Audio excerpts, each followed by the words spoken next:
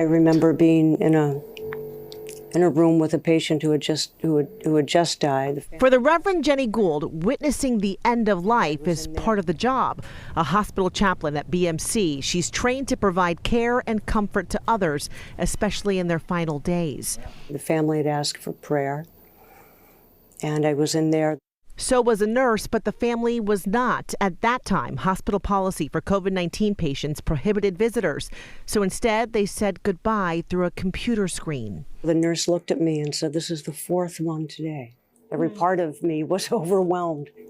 My spirituality was overwhelmed. And so was the hospital itself. In April 2020, just weeks after the World Health Organization declared a pandemic, the staff at BMC was treating more than 230 patients with COVID. The stress level is hard to capture in words. Shamaila Khan is a clinical psychologist at BMC, specializing in trauma and disasters. If you're facing illness and death on an ongoing basis every day, that in itself is pretty challenging. And then imagine your own health being at risk in that process. Battling a virus that could kill patients and colleagues transformed the hospital into a war zone. So for Khan, borrowing the buddy system from the military seemed to make sense, and thought Jenny would be a good match. When you're in a setting like that, you're in a survival mode. So having a buddy who is in that same space makes a big difference. A buddy system doesn't require a formal arrangement, just an agreement to check in on each other, listen without judgment, and provide support when needed. And sometimes I'm still haunted by the ones I couldn't get to in time. I knew I could share that with Shamaila and that she would get it.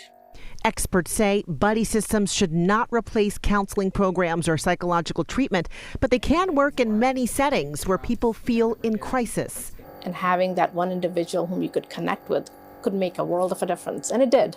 For Khan, it's helped her deal with the memory of patients dying alone while their families waited outside the hospital door. Or seeing their distress, and you can't let them in.